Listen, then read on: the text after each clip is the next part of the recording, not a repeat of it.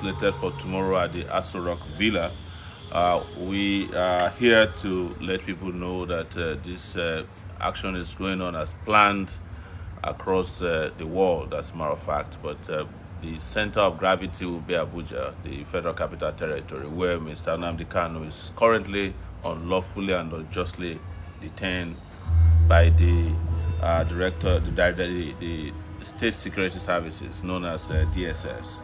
The law is very clear. Mr. Nnamdi Kanu's detention is not just illegal, it's a national disgrace.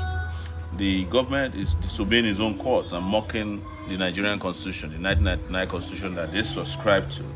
Here is the truth, and what they don't want you to know is that the Court of Appeal cleared Mr. Khanu in 2022, and the charge and acquitted him.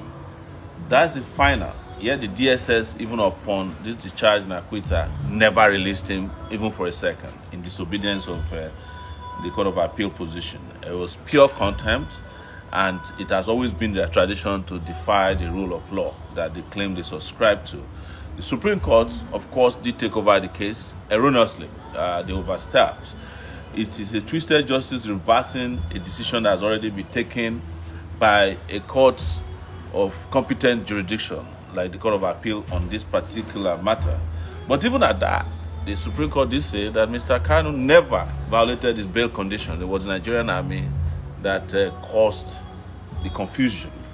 And you know that double jeopardy is also a crime. Nobody under the law should be tried for an offense for which they've been discharged and acquitted. It's known as double jeopardy. I may not be a lawyer, but I know this well enough. So also, let us let you know that the law under which Mr. Khanu is being tried is known as the Terrorism Act of 2013, which is dead and buried. You cannot try anybody under a law that does not exist. So we want to let you know that this fight is bigger than one person. It's about every Nigerian right to justice, dignity, and freedom. And when the state tramples on one man's right, it endangers all of us. Our demand, therefore, is very clear. Obey the law, enforce the acquittal, release Mr. Nnamdi Kanu now. So tomorrow, we will be out there, and we want to also clarify that there is no court order issued against the protests.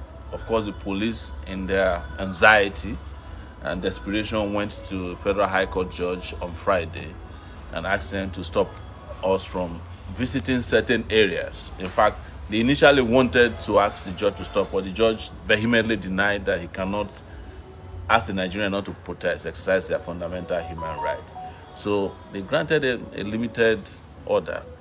And the judge, in his number 3 order, said they must serve the defendants. They must serve the defendants by Friday. We have not been served.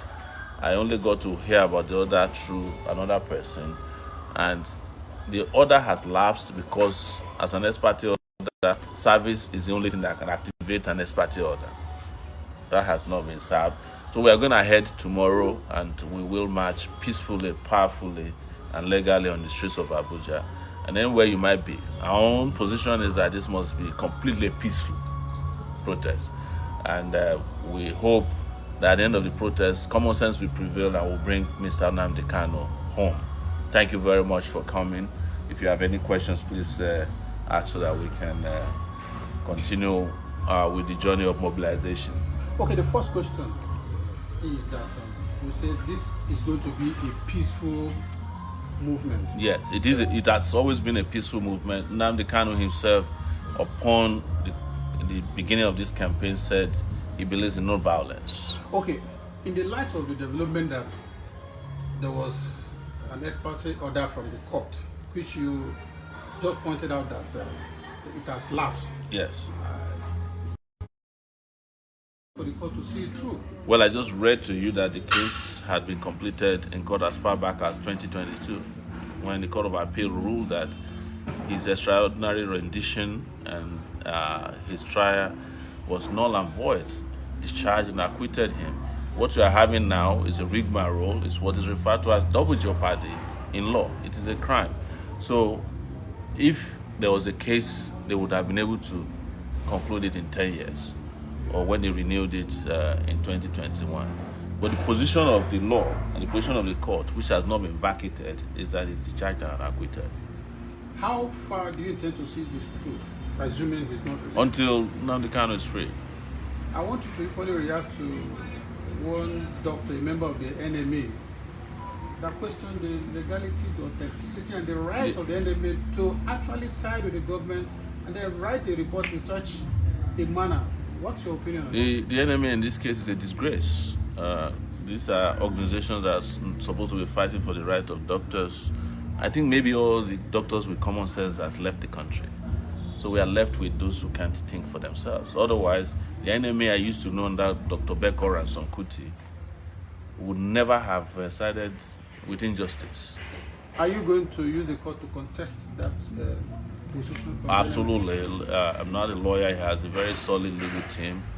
We are just providing a solid team, as citizens of conscience who are appalled by the continual trial and the violation of Mr. Nnamdi Kanu's rights and those of his organization.